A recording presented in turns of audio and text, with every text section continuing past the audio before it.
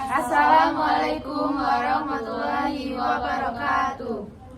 Perkenalkan, kami dari kelompok 4. Saya Indri Fitriani. Saya Nurul Istiqomah. Saya Salwa Janara. Saya Sera Irian Santika. Di sini kami ingin membahas tentang pro dan kontra penutupan pabrik rokok, kekerasan dunia pendidikan, dan ganja dilegalkan dunia kesehatan medis. Selamat menyaksikan. Saya di sini sebagai pro tentang penutupan pabrik rokok.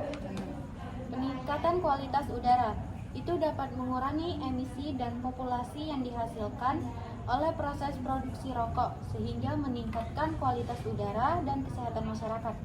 Penurunan penyakit terkait rokok itu juga dapat mengurangi angka kejadian penyakit seperti kanker, penyakit jantung, dan gangguan pernapasan di masyarakat. Efek pada kesehatan publik. Meskipun penutupan pabrik rokok mungkin dianggap sebagai langkah untuk meningkatkan kesehatan masyarakat, dampak kesehatan mungkin tidak langsung terlihat dalam jangka pendek. Selain itu, lonjakan rokok ilegal yang tidak terkontrol, kualitasnya bisa menciptakan risiko kesehatan yang lebih besar daripada rokok legal.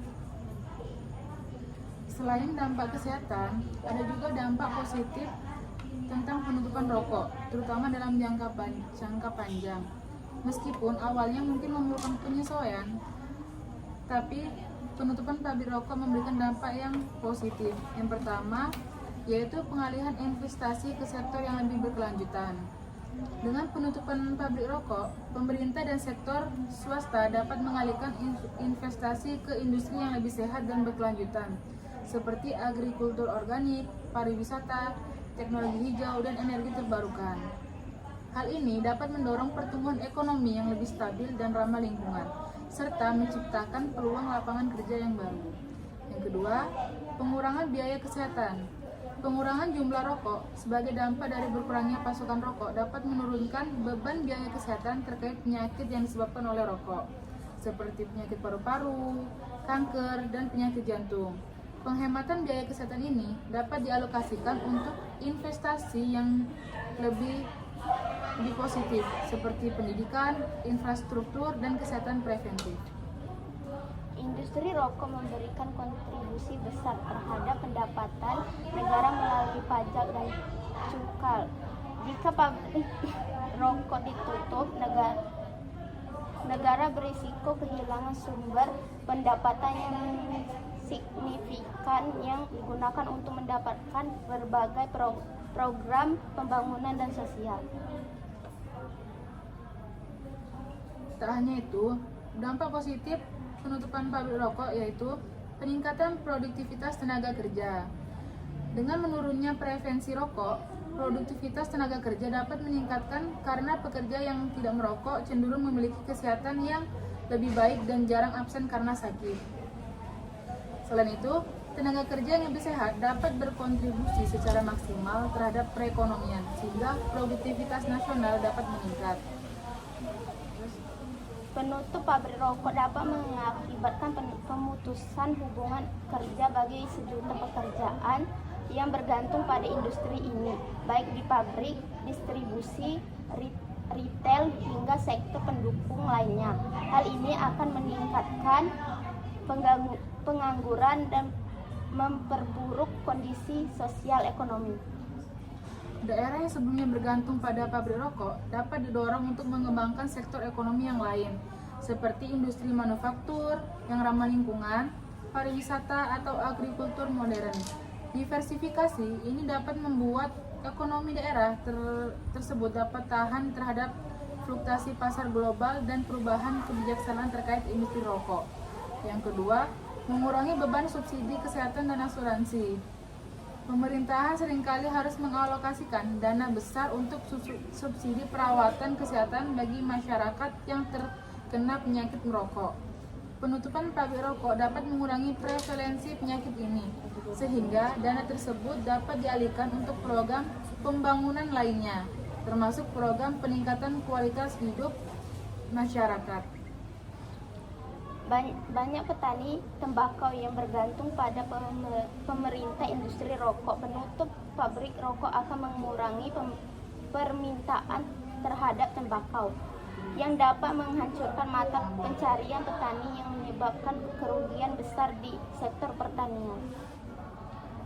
Justru penutupan pabrik rokok bisa diikuti program konversi lahan tembakau menjadi tanaman pangan yang berkomoditas bernilai tinggi, yang dapat membantu petani untuk meningkatkan pendapatan mereka dengan menanam tanaman yang lebih menguntungkan dan berkelanjutan, seperti kopi, kakao, dan hortikultura.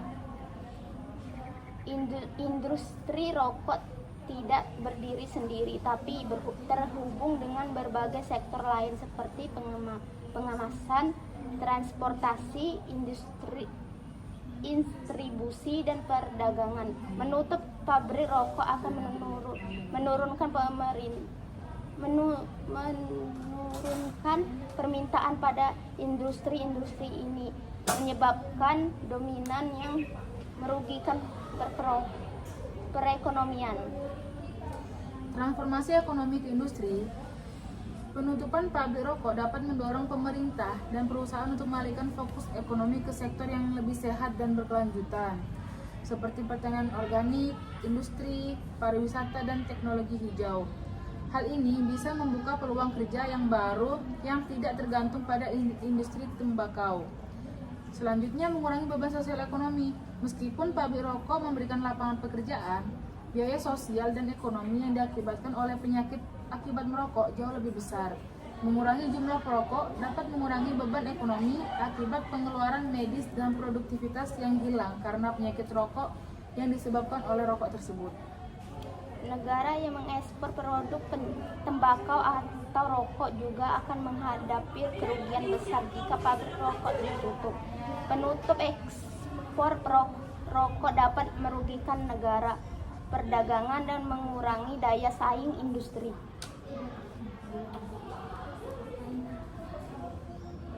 Penyakit pengurangan merokok.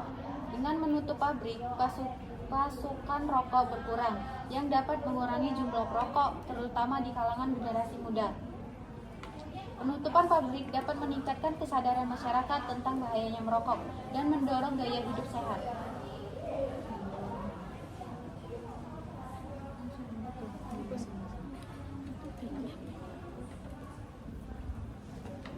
Pengangguran dan ketidakstabilan ekonomi. Penutupan dapat menyebabkan hilangnya pekerjaan yang dapat menimbulkan stres dan masalah kesehatan mental bagi pekerja dan keluarganya. 2. Peningkatan pasar gelap. Penutupan pabrik resmi dapat mendorong munculnya pasar gelap untuk rokok yang sulit diawasi dan dapat berpotensi menjual produk yang lebih berbahaya. 3. Pengurangan pendapatan negara. Pajak dari penjualan rokok sering digunakan untuk program kesehatan. Penutupan pabrik dapat mengurangi pendapatan ini dan mengurangi pendanaan untuk pelayanan kesehatan. Jelas ya?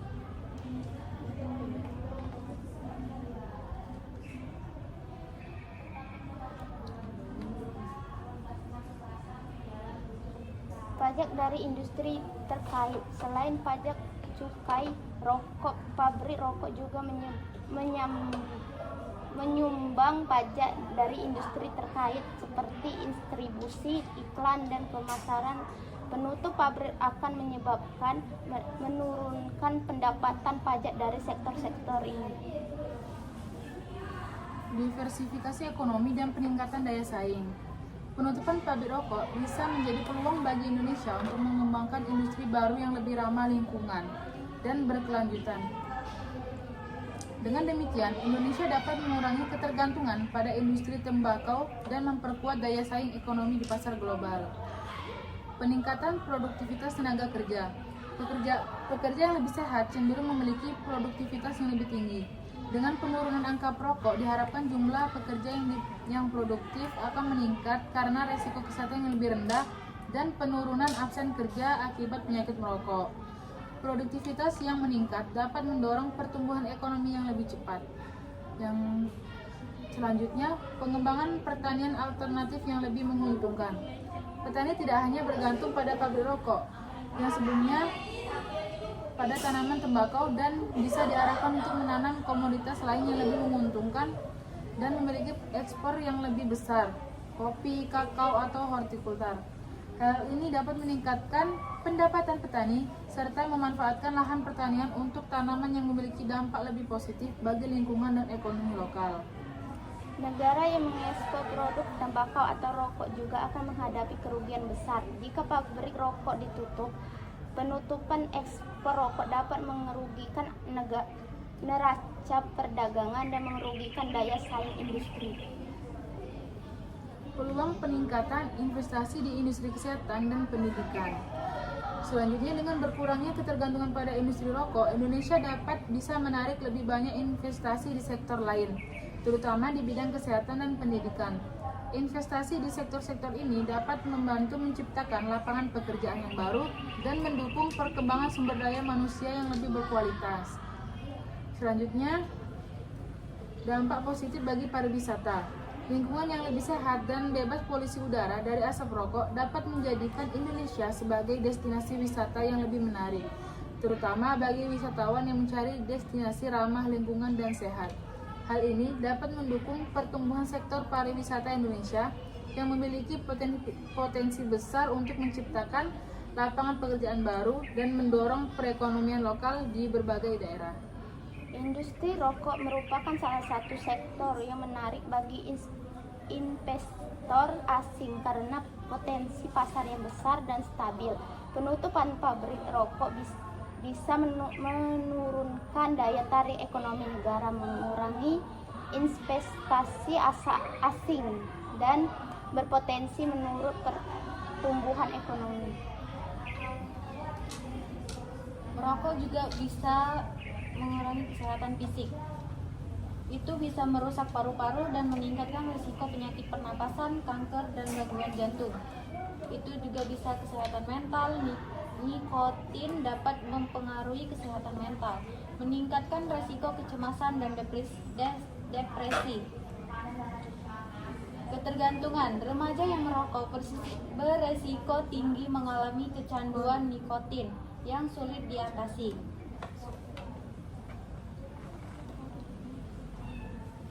Itu juga bisa menghambat otak pada remaja. Merokok dapat mengganggu perkembangan otak yang masih berlangsung pada remaja. Penelitian menunjukkan bahwa merokok dapat memengaruhi konsentrasi dan memori yang berdampak pada prestasi belajar.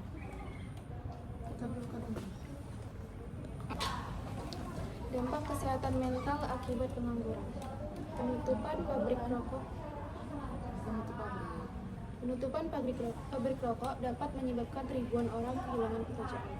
Pengangguran massal seringkali berdampak buruk pada kesehatan mental, termasuk peningkatan risiko depresi, kecemasan, dan stres kronis. Kesehatan mental buruk juga berhubungan erat dengan peningkatan perilaku tidak sehat, seperti merokok, penyalahgunaan alkohol, dan konsumsi zat adiktif lainnya. Dampak kesehatan ini bisa menciptakan masalah baru yang berpotensi memperburuk kesehatan masyarakat secara umum. Selanjutnya, saya akan membahas tentang pajak terhadap pabrik rokok, khususnya cukai rokok. Memiliki beberapa dampak positif bagi ekonomi dan kesehatan masyarakat. Berikut dampak positif dari pajak pabrik rokok. Yang pertama, meningkatkan penerimaan negara. Pajak atau cukai yang dikenakan pada produk rokok merupakan salah satu sumber pendapatan penting bagi negara. Penerimaan cukai ini dapat digunakan untuk membiayai berbagai program pemerintah, seperti pembangunan infrastruktur, peningkatan layanan kesehatan, pendidikan, dan program sosial lainnya. Di Indonesia, cukai rokok menyumbang bagian besar dari pendapatan negara non-migas. Yang dua, mengurangi konsumsi rokok. Pajak yang lebih tinggi pada perokok dapat membuat harga rokok menjadi lebih mahal, sehingga berpotensi mengurangi daya beli konsumen terhadap rokok. Penurunan konsumsi rokok ini terutama terlihat di kalangan perokok pemula atau mereka yang berpenghasilan rendah, sehingga mengurangi resiko kesehatan terkait merokok dalam jangka panjang. Selanjutnya, meningkatkan kesadaran kesehatan. Dengan harga rokok yang lebih tinggi akibat pajak, masyarakat menjadi lebih sadar akan dampak kesehatan dan biaya yang ditimbulkan dari kebiasaan merokok. Pajak yang tinggi juga dapat mendukung kampanye anti rokok dan memperkuat upaya promosi gaya hidup sehat. Selanjutnya, pendanaan untuk program kesehatan. Sebagian pendapatan dari cukai rokok dapat dialokasikan khusus untuk mendanai program kesehatan, seperti pengobatan penyakit rokok, kampanye pencegahan rokok, dan layanan kesehatan masyarakat lainnya, yang dapat mengurangi beban biaya kesehatan yang disebabkan oleh penyakit akibat merokok, seperti kanker paru-paru dan penyakit jantung. Banyak usaha kecil dan menengah UMKM yang bergantung pada rantai pasokan industri rokok, mulai dari penjualan bahan baku hingga pengecekan rokok. Penutupan pabrik rokok akan merugikan UMKM yang terhubung dengan industri ini. Penutupan pabrik rokok juga mengurangi beban ekonomi rumah tangga. Dengan harga rokok yang lebih mahal, beberapa perokok mungkin memilih untuk berhenti atau mengurangi konsumsi mereka, yang pada akhirnya dapat mengurangi pengeluaran rumah tangga untuk rokok.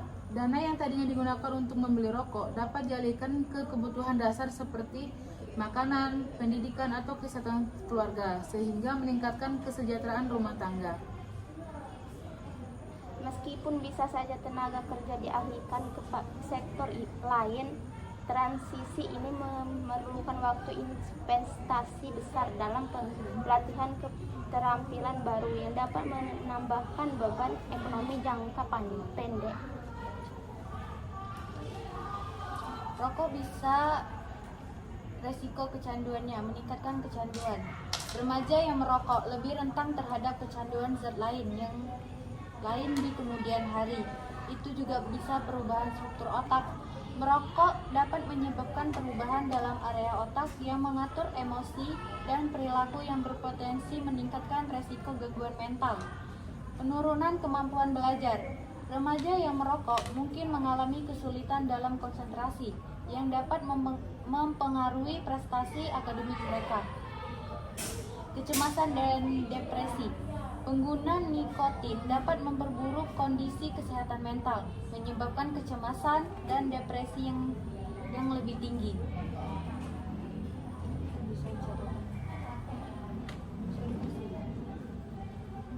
Bisa diatasi dengan cara edukasi. Baca ini. Itu bisa. 1. Edukasi. Berikan informasi tentang bahaya merokok dan dampaknya terhadap kesehatan.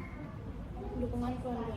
Libatkan orang tua dan keluarga dalam proses memberikan dukungan emosional dan motivasi. Konseling. Pertimbangkan terapi perilaku atau konseling untuk membantu remaja memahami dan mengatasi kebiasaan merokok. Program pembantuan. Ikuti program berhenti merokok yang dirancang khusus untuk remaja, yang seringkali mencakup dukungan keluarga. Alternatif sehat. Arahkan remaja untuk beralih ke aktivitas sehat seperti olahraga yang dapat mengalihkan perhatian dari keinginan merokok. Pengurangan stres. Pelajari teknik relaksasi dan manajemen stres untuk membantu mengurangi dorongan merokok. Lingkungan yang mendukung. Ciptakan lingkungan bebas rokok di rumah dan sekolah untuk meminimalkan paparan. Penutupan pabrik rokok dapat memberikan dampak positif bagi sektor usaha mikro, kecil, dan menengah atau UMKM. Yang pertama yaitu peluang diversifikasi usaha. Penutupan pabrik rokok dapat membuka peluang bagi UMKM untuk mengembangkan usaha baru di bidang-bidang yang sebelumnya kurang dilirik karena dominasi perokok. Contohnya, UMKM dapat dialihkan ke sektor seperti makanan dan minuman, kerajinan tangan, dan industri kreatif. Dengan mengurangi ketergantungan pada industri rokok, UMKM memiliki kesempatan untuk menemukan pasar baru yang lebih sehat dan berkelanjutan. Yang kedua, peningkatan daya beli masyarakat. Penurunan konsumsi rokok dapat membuat masyarakat mengalihkan pengeluaran mereka ke produk-produk lain yang bermanfaat. Ini bisa meningkatkan permintaan terhadap produk lokal dan kebutuhan sehari-hari yang diproduksi oleh UMKM, seperti makanan olahan, pakaian, dan produk kerajinan. Dengan demikian, UMKM dapat memperoleh lebih banyak pelanggan dan peningkatan pendapatan mereka. Yang terakhir, pengalihan tenaga kerja ke UMKM. Penutupan pabrik rokok akan membuat sejumlah tenaga kerja yang sebelumnya bekerja di sektor tersebut mencari pekerjaan yang baru. Ini bisa menjadi peluang bagi UMKM untuk merekrut tenaga kerja dengan keterampilan tertentu yang dapat membantu meningkatkan produktivitas dan efisiensi usaha kecil. Pengembangan keterampilan baru dan alih profesi ini dapat membantu UMKM untuk berkembang lebih cepat. Tapi banyak UMKM yang mengandalkan tenaga kerja dari sektor pabrik rokok, baik itu di hulu maupun di hilir. Penutupan pabrik rokok dapat menyebabkan pengurangan lapangan pekerjaan di sektor tersebut, berimbas pada pengurangan pengusaha kecil yang tergantung pada karyawan tersebut. Dukungan dari pemerintah untuk diversifikasi ekonomi. Ketika pabrik rokok ditutup, seringkali pemerintah memberikan dukungan untuk diversifikasi ekonomi dan wilayah tersebut. Dukungan ini bisa berupa pelatihan, pendanaan, atau insentif bagi UMKM agar mereka dapat mengembangkan usaha baru. UMKM bisa mendapatkan manfaat dari program-program pemerintah ini, seperti pelatihan kewirausahaan, akses ke modal, atau bantuan pemasaran. Jika sebagian besar masyarakat terlibat dalam industri rokok, baik sebagai pekerjaan atau pedagangan, penutupan pabrik rokok bisa menurunkan daya beli mereka, yang dapat gilirannya dapat mengaruhi permintaan terhadap produk UMKM lainnya.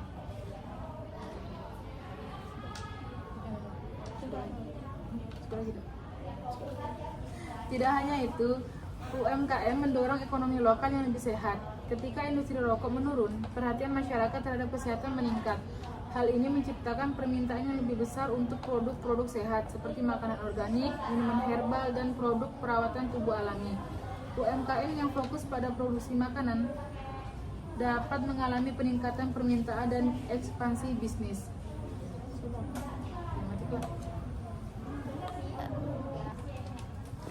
Baiklah, di sini kami dari tim Pro akan menyampaikan tentang kekerasan dalam dunia pendidikan.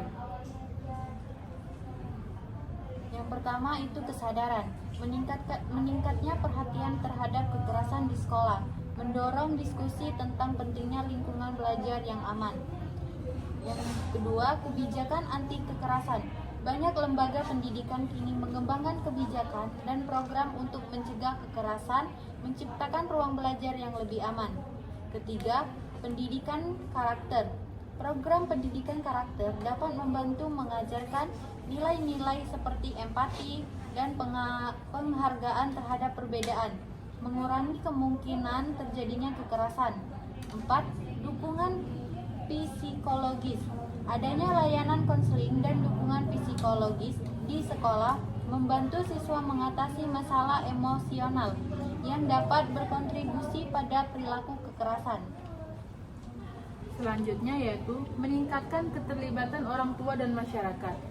Kasus-kasus kekerasan di sekolah dapat memicu keterlibatan yang lebih besar dari orang tua dan masyarakat dalam proses pendidikan. Orang tua menjadi lebih aktif dalam memantau perkembangan anak mereka, dan masyarakat juga bisa berperan dalam menciptakan lingkungan yang aman dan mendukung untuk anak-anak. Peningkatan partisipasi ini dapat membantu menciptakan hubungan yang lebih erat antara sekolah, orang tua, dan komunitas, sehingga menciptakan lingkungan belajar yang lebih positif. Yang kedua, mendorong pembentukan program pendidikan karakter. Sebagai respon terhadap kekerasan di sekolah, banyak institusi pendidikan mulai menekankan pentingnya pendidikan karakter seperti empati, toleransi, dan pengendalian diri. Dari program-program ini dapat membantu siswa memahami pentingnya saling menghormati dan bagaimana berinteraksi secara positif dengan sesama. Pendidikan karakter ini diharapkan dapat membentuk generasi yang lebih peduli terhadap perasaan orang lain dan mampu mengelola emosi mereka dengan lebih baik. Yang ketiga, dengan adanya kekerasan dalam dunia pendidikan dapat memperkuat hubungan antara guru dan siswa. Dengan adanya isu kekerasan, guru seringkali lebih terdorong untuk mendekati siswa dengan lebih baik, empatik, dan suportif. mereka menjadi lebih sadar akan pentingnya membangun komunikasi yang baik dengan siswa, memahami masalah yang mereka hadapi, dan menciptakan lingkungan belajar yang lebih inklusif. Hubungan yang baik antara guru dan siswa dapat membantu menciptakan rasa aman di sekolah atau mengurangi resiko terjadi kekerasan. Selanjutnya, mendorong diskusi terbuka dan inklusivitas. Kekerasan di sekolah seringkali mencerminkan masalah yang lebih dalam terkait perbedaan sosial, seperti perundungan terhadap siswa dengan latar belakang tertentu. Isu-isu ini dapat mendorong diskusi yang lebih terbuka di sekolah tentang pentingnya inklusivitas, penerimaan perbedaan, dan perlakuan yang adil terhadap semua siswa. Diskusi ini bisa menjadi langkah awal untuk membangun lingkungan yang lebih inklusif dan menghargai keragaman di sekolah. Meskipun kekerasan di dunia pendidikan memiliki banyak konsekuensi negatif, dampak positif dapat muncul karena semua pihak berupaya untuk menangani masalah tersebut secara serius. Penanganan yang tepat dapat menciptakan lingkungan belajar yang lebih aman, mendukung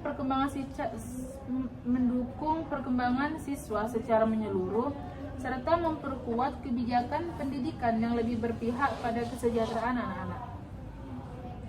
Pemberian hukuman fisik di sekolah, kekerasan fisik seperti pemukulan atau penggunaan kekuatan berlebihan terhadap siswa, misalnya sebagai bentuk hukuman, bertentangan dengan prinsip pendidikan yang mengutamakan penghargaan terhadap hak anak dan mengembangkan diri mereka. Pelecehan seksual di lingkungan sekolah, tindakan pelecehan seksual atau perundungan berbasis gender yang dilakukan oleh guru, gender yang dilakukan oleh guru, teman sekelas atau staf sekolah sangat merugikan dan menciptakan lingkungan yang tidak aman bagi siswa untuk belajar.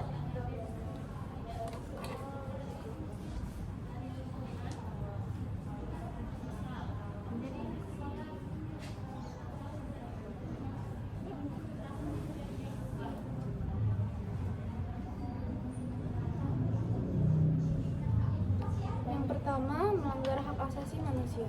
Kekerasan dalam bentuk apapun, baik fisik, verbal, atau emosional, merupakan pelanggaran terhadap hak asasi manusia. Setiap anak dan siswa berhak mendapatkan pendidikan dalam lingkungan yang aman dan bebas dari ancaman kekerasan.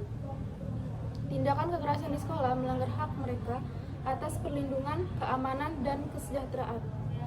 Yang kedua, dampak negatif pada kesehatan mental dan emosional. Kekerasan di dunia pendidikan seperti bullying, pelecehan, atau hukuman fisik memiliki dampak negatif yang serius terhadap kesehatan mental dan emosional anak-anak.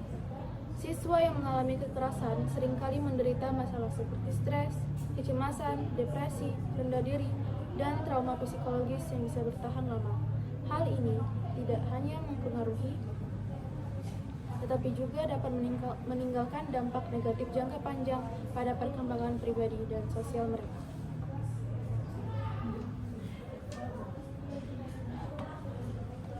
Masyarakat semakin sadar akan berbagai bentuk kekerasan di sekolah seperti bullying, kekerasan fisik, dan psikologis. Kesadaran ini mendorong dialog yang lebih terbuka dan pentingnya perlindungan bagi siswa. Banyak organisasi non-pemerintah dan lembaga pendidikan yang menjalankan kampanye untuk meningkatkan kesadaran tentang kekerasan di sekolah yang membantu menjangkau lebih banyak orang. Dan juga kebijakan anti kekerasan. Banyak sekolah mengembangkan kebijakan yang jelas dan tegas mengenai kekerasan, termasuk prosedur untuk melaporkan dan menangani insiden. Regulasi pemerintah. Pemerintah mulai mengeluarkan regulasi dan undang-undang yang mendukung lingkungan belajar yang aman, memaksa sekolah untuk mengambil tindakan. Kekerasan di dunia pendidikan umumnya dianggap sebagai masalah yang serius yang membawa banyak dampak negatif seperti trauma, gangguan mental, dan menurunnya kualitas pendidikan. Namun, jika kita fokus pada bagaimana masalah ini membawa dampak positif melalui penanganan dan pencegahan yang tepat, beberapa aspek bisa menjadi pelajaran atau dorongan untuk perbaikan. Di antaranya, meningkatkan kesadaran dan perhatian terhadap isu kekerasan. Terjadinya kekerasan di dunia pendidikan dapat membuka mata banyak pihak seperti pemerintah, sekolah, orang tua, dan masyarakat terhadap pentingnya menciptakan lingkungan yang aman dan nyaman bagi siswa. Hal ini bisa mendorong lebih banyak upaya untuk menangani dan mencegah kekerasan seperti kampanye anti-bullying. Yang kedua, mendorong reformasi kebijakan pendidikan. Isu kekerasan yang terungkap di sekolah seringkali menjadi dorongan bagi pemerintah dan institusi pendidikan untuk merevisi atau memperkuat kebijakan mereka terkait perlindungan anak dan tata kelola sekolah. Hal ini dapat mencakup kebijakan untuk meningkatkan pengawasan di sekolah, menetapkan aturan tegas terkait kekerasan, serta menyediakan layanan konseling dan psikolog di lingkungan sekolah. Kebijakan yang lebih baik dapat membantu mencegah terjadinya kekerasan di masa yang akan mendatang. Penyalahgunaan kekuasaan oleh guru. Guru yang menggunakan kekuasaan mereka untuk mendominasi atau mengintimidasi siswa, misalnya dengan mempermalukan atau mengancam mereka, menghambat perkembangan emosi dan intelektual siswa. Penyalahgunaan medis sosial oleh guru atau siswa. Guru atau siswa yang menggunakan media sosial untuk melecehkan atau menyinggung perasaan orang lain seperti menyebarkan kebencian atau komentar negatif dalam menciptakan iklim kekerasan di dunia pendidikan.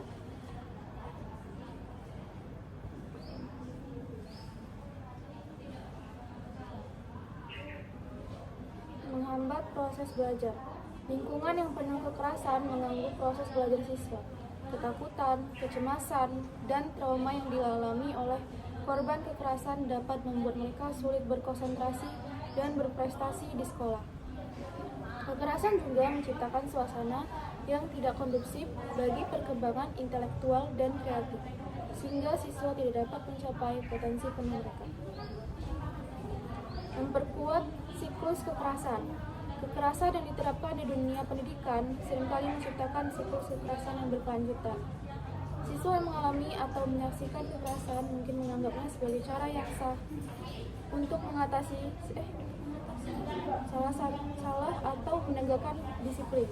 Mereka dapat tumbuh menjadi individu yang cenderung melakukan kekerasan di masa depan, baik dalam lingkungan keluarga, sosial, maupun di tempat kerja, sehingga siklus kekerasan terus berlanjut. Itu bisa dukungan psikologis dan konseling. Yang pertama, layanan konseling. Penyediaan layanan konseling yang dapat membantu siswa mengatasi masalah emosional dan perilaku, mengurangi kemungkinan terjadinya kekerasan. Yang kedua, program intervensi dini. Identifikasi dan penanganan masalah perilaku sejak dini, membantu mencegah perkembangan kekerasan. Yang kedua, pelatihan untuk guru dan staf. Pelatihan manajemen kelas. Peningkatan keterampilan guru dapat dalam manajemen kelas dan penanganan konflik, membantu menciptakan lingkungan yang lebih aman dan kondusif untuk belajar. Kedua, kesadaran akan tanda-tanda kekerasan. Guru dilatih untuk mengenali tanda-tanda potensi kekerasan baik dari siswa maupun dalam interaksi antara siswa. Yang ketiga adalah partisipasi siswa. Program siswa penasihat. Itu bisa mendorong siswa untuk melatih dalam program penasihat atau mentor yang membantu menciptakan rasa saling pengertian dan dukungan di antara mereka. Yang kedua, kegiatan komunitas. Keterlibatan dalam kegiatan sosial di luar sekolah membangun rasa tanggung jawab dan kepemilikan yang dapat mengurangi perilaku agresif.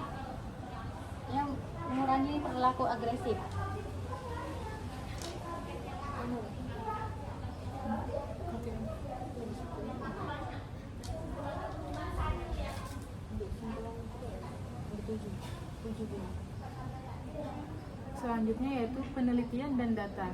Studi dan penelitian yang dilakukan tentang kekerasan di sekolah menghasilkan data yang berguna untuk pengembangan strategi pencegahan yang lebih efektif. Menggunakan analisis insiden kekerasan untuk memahami akar penyebab dan mencegah terulangnya di masa depan. Meskipun kekerasan dalam dunia pendidikan memiliki dampak yang merugikan, langkah-langkah proaktif yang diambil oleh sekolah, pemerintah, dan masyarakat dapat menciptakan lingkungan belajar yang aman. Dengan meningkatkan kesadaran, mengembangkan kebijakan yang tepat, serta memberikan dukungan yang memadai, kita dapat mengurangi insiden kekerasan dan mendukung perkembangan positif siswa.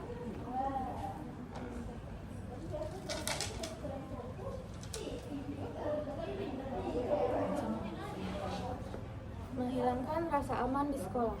Sekolah seharusnya menjadi tempat yang aman bagi semua siswa untuk belajar, tumbuh, dan berkembang. Kekerasan di sekolah merusak rasa aman tersebut, sehingga siswa mungkin merasa tidak nyaman atau takut datang ke sekolah. Ini dapat mengakibatkan penurunan motivasi belajar, meningkatkan absensi, atau bahkan siswa memilih untuk putus sekolah. Tidak efektif sebagai bentuk disiplin. Kekerasan sering digunakan sebagai bentuk hukuman atau cara mendisiplinkan siswa. Tetapi penelitian menunjukkan bahwa kekerasan tidak efektif dalam jangka panjang, dan hukuman fisik atau verbal tidak mengajarkan siswa cara yang tepat untuk mengubah perilaku mereka. Sebaliknya, pendekatan yang lebih efektif adalah mendidik siswa dengan pendekatan disiplin positif seperti dialog, konseling, dan pemberian contoh yang baik. Selanjutnya, langkah-langkah yang dapat membantu menciptakan lingkungan belajar yang aman dan nyaman serta mengurangi risiko terjadinya kekerasan. Yang pertama, mengembangkan pendidikan dan karakter empati. Pendidikan karakter yang mengajarkan nilai-nilai empati, toleransi, dan rasa hormat kepada sesama sangat penting untuk mencegah kekerasan. Yang kedua, mengadakan program pencegahan dan kesadaran anti kekerasan. Sekolah dapat mengadakan program pencegahan kekerasan seperti kampanye anti-bullying dan penyuluhan mengenai pentingnya perilaku non-kekerasan. Program ini dapat dilakukan dengan melibatkan siswa, guru, dan orang tua. Yang ketiga, menciptakan kebijakan dan aturan yang tegas.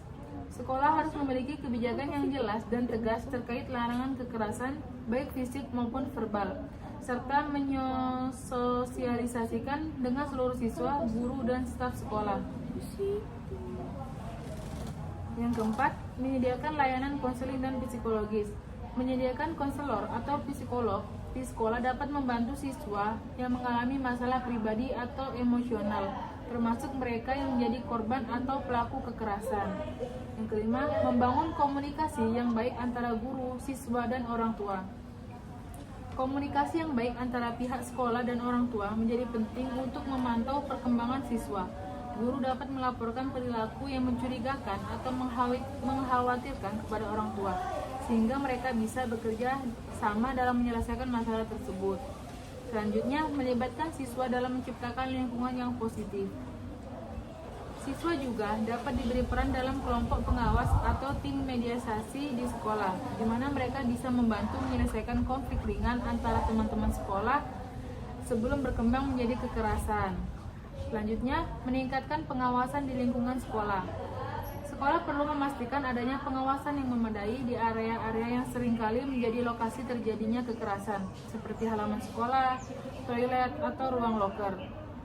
Yang kedelapan, melatih guru dalam penanganan konflik dan kekerasan. Guru seringkali berada di garis depan dalam mengidentifikasi dan menangani kekerasan di sekolah. Oleh karena itu, penting bagi mereka untuk mendapatkan pelatihan dalam mengenali tanda-tanda kekerasan dan bagaimana cara menangani konflik di kelas. Selanjutnya, menjalankan program pendampingan atau mentorship. Program mentorship di mana siswa yang lebih senior membimbing siswa yang lebih muda dapat membantu menciptakan rasa kebersamaan dan dukungan di antara siswa. Mentor ini dapat menjadi tempat curhat bagi siswa yang merasa tertekan atau mengalami kesulitan dalam menyesuaikan diri di sekolah. Yang terakhir, menjaga budaya sekolah yang positif dan inklusif. Menciptakan budaya sekolah yang menekankan saling menghormati, kerjasama, dan keadilan dapat mengurangi risiko terjadinya kekerasan. Ini bisa dicapai melalui kegiatan yang mempromosikan nilai-nilai kebersamaan dan penghargaan terhadap perbedaan. Sekolah juga perlu mendorong siswa untuk menghargai keberagaman dan mencegah diskriminasi berdasarkan latar belakang, suku, atau agama, sehingga setiap siswa merasa diterima di lingkungan sekolah. Dengan menerapkan langkah-langkah tersebut, sekolah dapat menciptakan lingkungan yang aman, positif, dan di mana setiap siswa merasa dihargai dan didukung.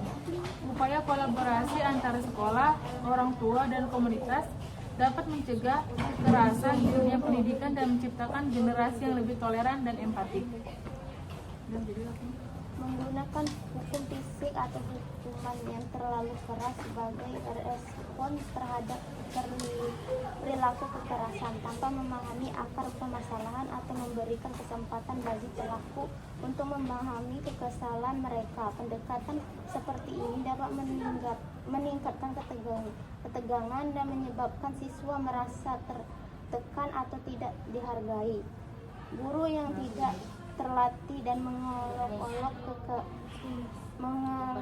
kelas, mengidentifikasikan perundungan atau menangani konflik dan cara yang sehat bisa memperburuk kesehatan. Misalnya guru yang menggunakan otoritas secara kasar atau tidak adil akan menciptakan atmosfer intimidasi.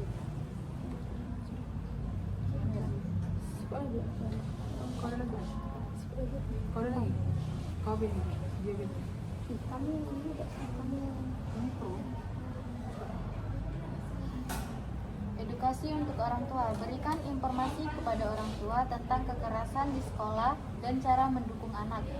2. Kemitraan komunitas. Libatkan organisasi lokal untuk membantu dalam program pencegahan kekerasan. Lakukan evaluasi berkala terhadap kebijakan dan situasi kekerasan di sekolah. Umpan balik siswa, kumpulkan masukan dari siswa tentang pengalaman mereka dan efektivitas program yang ada.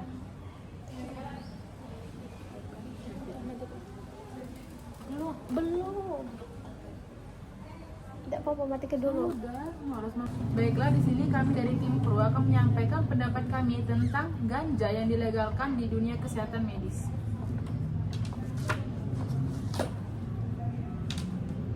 Yang pertama itu manfaat medis ganja. Ganja mengandung senyawa aktif terutama cannabidiol dan yang memberikan berbagai manfaat medis. Yang pertama, pengurangan rasa sakit. Ganja dapat membantu mengurangi nyeri kronis termasuk nyeri akibat artritis, kanker, dan neuropati. Penelitian menunjukkan bahwa senyawa dalam ganja dapat memodulasi rasa sakit dengan mempengaruhi sistem tubuh. Pengobatan gejala kemoterapi. Pasien yang menjalani kemoterapi sering mengalami mual dan muntah.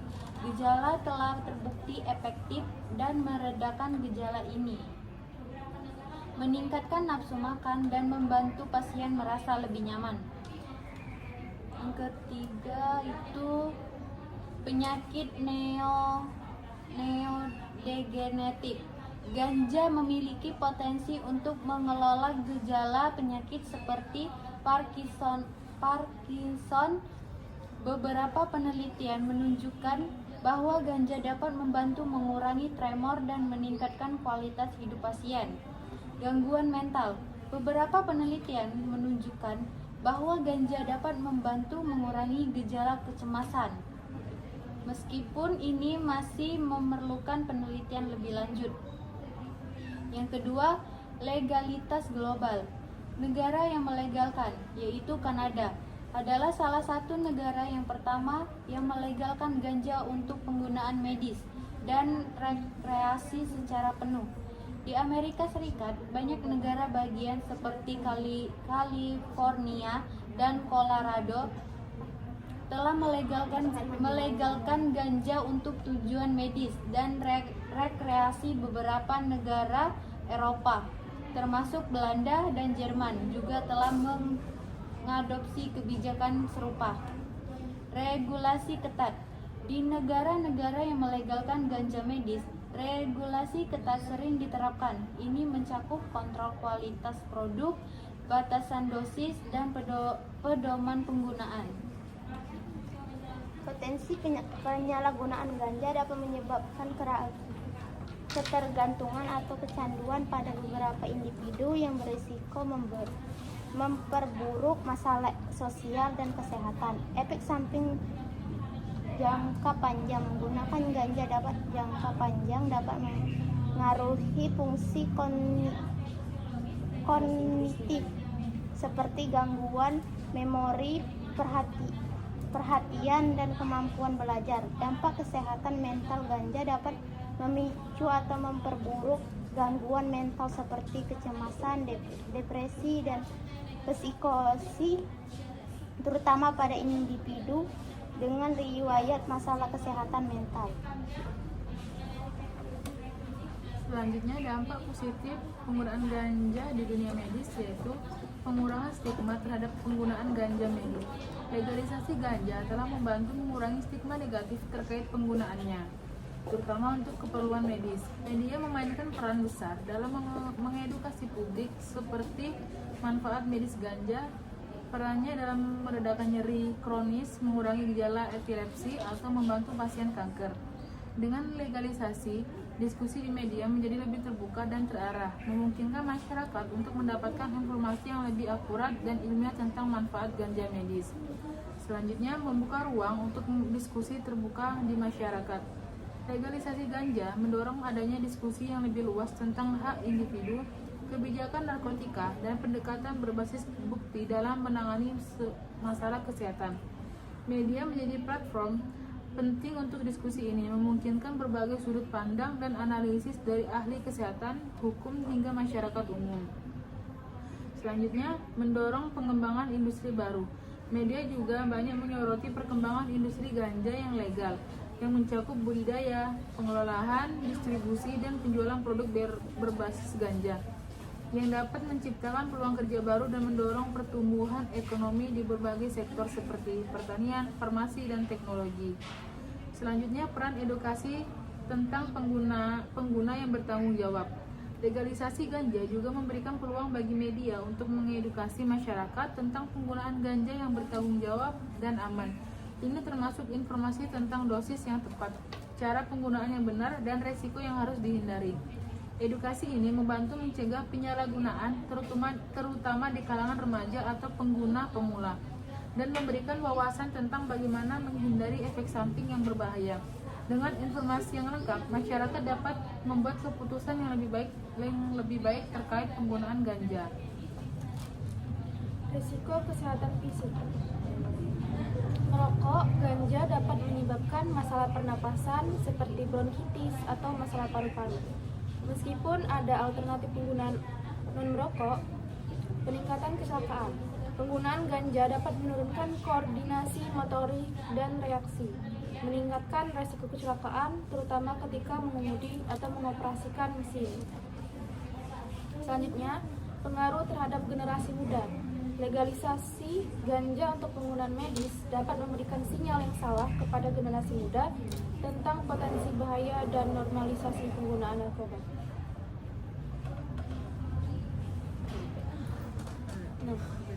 Persyaratan untuk penggunaan medis. Yang pertama adalah rekomendasi dokter. Di banyak wilayah, pasien perlu mendapatkan resep atau rekomendasi dari dokter untuk menggunakan ganja medis. Ini membantu memastikan bahwa penggunaannya sesuai dan dipantau secara medis. Yang kedua itu kondisi kesehatan tertentu. Legalisasi seringkali dibatasi pada kondisi kesehatan tertentu yang telah terbukti mendapatkan manfaat dan penggunaan ganja dari penggunaan ganja, seperti kanker, multiple sklerosis, dan epilepsi. Yang kedua itu adalah model percontohan, yaitu pengawasan dan penelitian. Negara-negara yang melegalkan ganja untuk penggunaan medis seringkali menggabungkan regulasi ketat dengan penelitian berkelanjutan. Ini penting untuk mengevaluasi keefektifan dan keamanan penggunaan ganja dalam pengobatan. Yang kedua, pengembangan produk medis. Banyak perusahaan sering berfokus pada pengembangan produk ganja yang diformulasikan khusus untuk tujuan medis dengan kontrol dosis yang jelas dan tanpa efek psikoaktif yang kuat.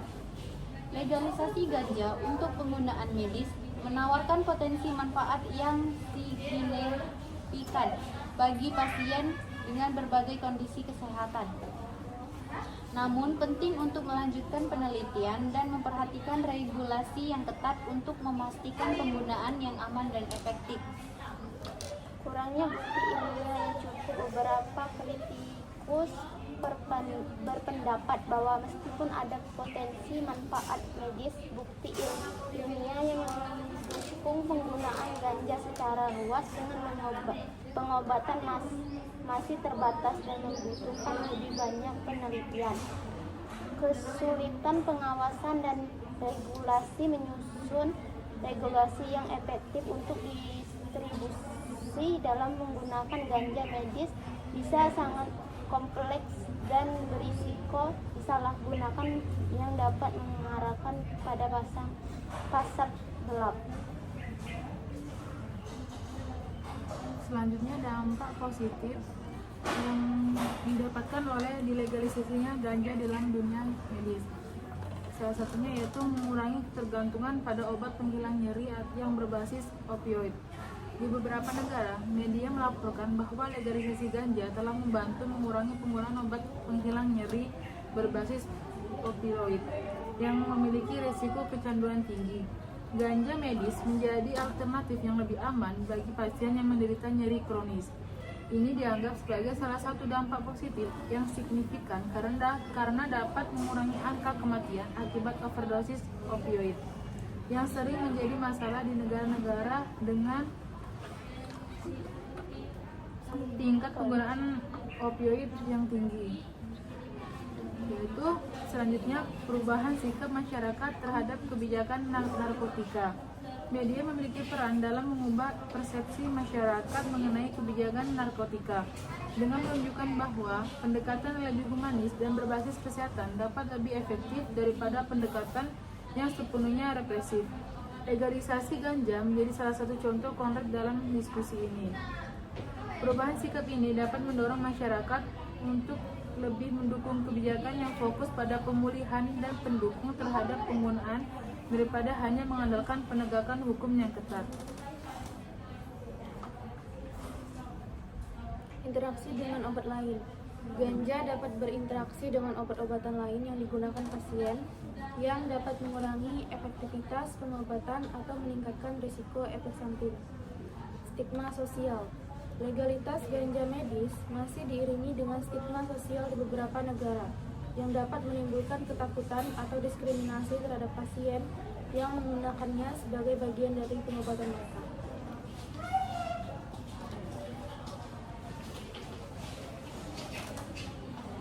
Ganja juga bisa mengatasi gangguan kesehatan mental. Beberapa penelitian menunjukkan bahwa ganja dapat membantu mengurangi gejala kecemasan, depresi, dan ini memberikan alternatif pengobatan bagi individu yang tidak merespon terapi tradisional. Yang kedua itu peningkatan kualitas tidur. Ganja khususnya yang mengandung CBD dapat membantu meningkatkan kualitas tidur dan mengurangi insomnia yang penting bagi pemulihan fisik dan mental. Penggunaan dan pengobatan epileptis.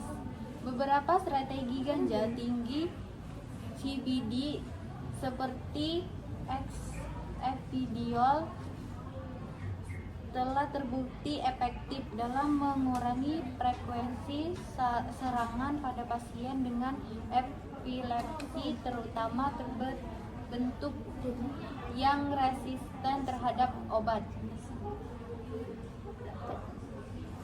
Peningkatan keterlibatan pasien. Pasien yang menggunakan ganja untuk pengobatan seringkali merasa lebih terlibat dalam pengelolaan kesehatan mereka sendiri, meningkatkan kepatuhan terhadap rencana pengobatan. Peningkatan resiko gangguan kecemasan dan depresi. Penggunaan ganja terutama dalam dosis tinggi atau jangka panjang dapat memperburuk kecemasan, depresi, atau gangguan sesuai hati lainnya. Beberapa penelitian menunjukkan bahwa penggunaan ganja dapat meningkatkan gejala kecemasan atau penyebab paranoia pada sebagian orang. Psikosis dalam gangguan kesehatan mental. Ganja, terutama paria dengan kandungan THC tinggi, telah dikaitkan dengan peningkatan risiko psikosis, terutama pada individu yang rentan atau memiliki riwayat gangguan mental. Dalam keluarga, psikosis bisa mencakup gejala seperti halusinasi dan delusi. Selain itu, legalisasi ganja di dunia medis juga dapat mengatasi kejang pada epilepsi. Ganja, khususnya senyawa CBD, telah menunjukkan efektivitas dalam mengurangi frekuensi dan tingkat keparahan kejang pada penderita epilepsi yang sulit diobati dengan terapi konvensional, seperti pada kasus sindrom Dravet dan Lennox-Gastaut. Yang kedua, mengurangi spastisitas pada multiple sclerosis. Ganja medis yang diketahui dapat membantu meredakan spastisitas atau kekakuan otot yang sering dialami oleh penderita multiple sclerosis.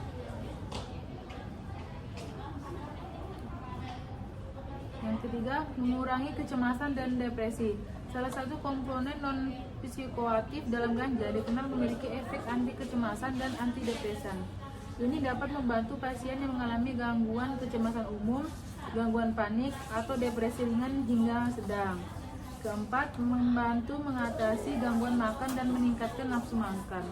THC diketahui dapat merangsang nafsu makan yang bermanfaat bagi pasien yang mengalami anoreksia akibat HIV atau AIDS atau efek samping kemoterapi. Hal ini dapat membantu pasien untuk mempertahankan berat badan yang sehat dan memperbaiki status gizi mereka. Efek ini dikenal sebagai munchies dalam penggunaan ganja rekreasional, tetapi dalam konteks medis, efek ini sangat membantu bagi pasien yang kesulitan makan akibat penyakit mereka. Yang terakhir, potensi untuk mengurangi peradangan. Ganja memiliki sifat antiinflamasi yang dapat membantu mengurangi peradangan. Ini membuatnya berguna dalam menangani penyakit autoimun atau kondisi lain yang ditandai dengan peradangan kronis, seperti penyakit Crohn atau rheumatoid arthritis. Gangguan kognitif. Penggunaan ganja medis dalam jangka panjang dapat mempengaruhi kemampuan kognitif, seperti ingatan, konsentrasi, dan pemrosesan informasi. Ini bisa memperburuk masalah mental yang ada atau menghambat pemulihan pasien. Meningkatkan resiko penyalahgunaan. Legalisasi ganja medis dapat menyebabkan normalisasi penggunaan zat tersebut, yang pada gilirannya meningkatkan kemungkinan penyalahgunaan, terutama di kalangan individu yang memiliki kecenderungan untuk mengembangkan penggunaan zat substance use disorder.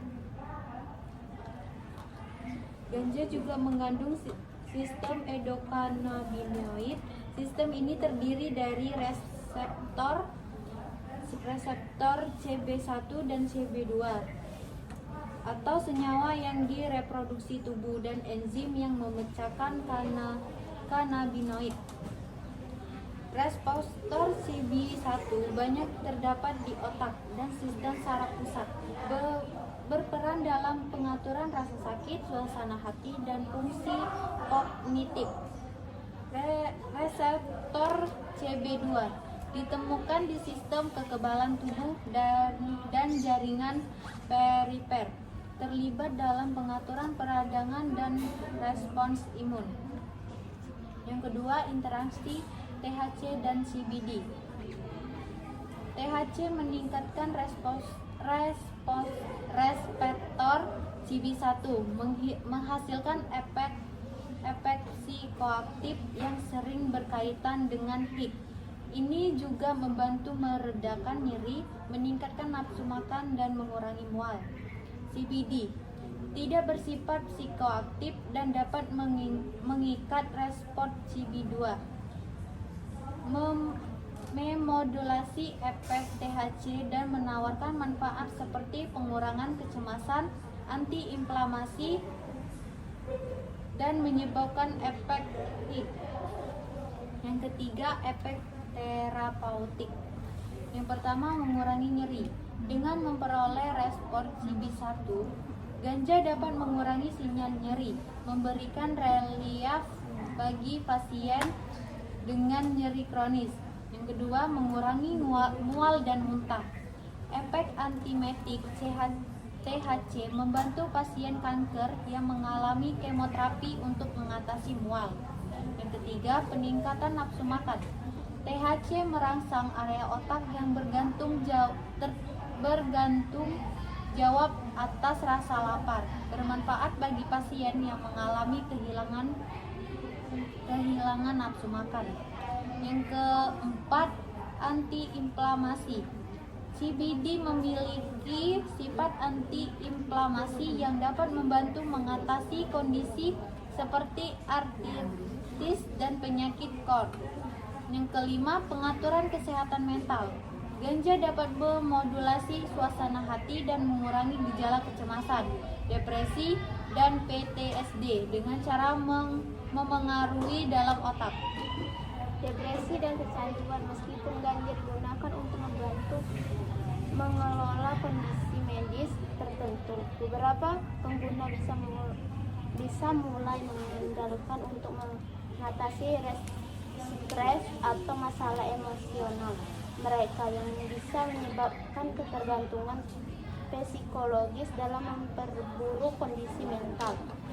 Gangguan pada tidur. Gangguan ganja dalam beberapa kasus memang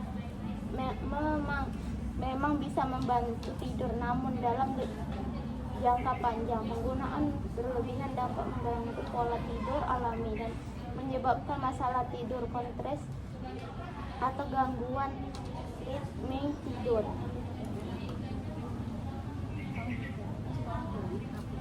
Dalam legalisasi ganja, perlu diperhatikan dalam penggunaan ganja untuk kesehatan.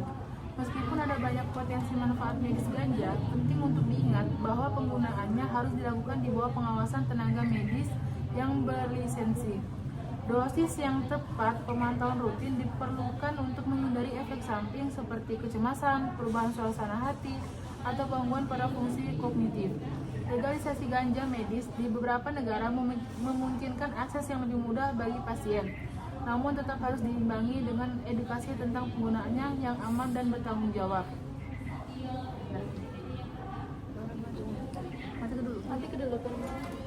Sekian yang dapat kami sampaikan tentang pro dan kontra pada materi. Yang pertama, penutupan pabrik rokok. Yang kedua, kekerasan dunia pendidikan.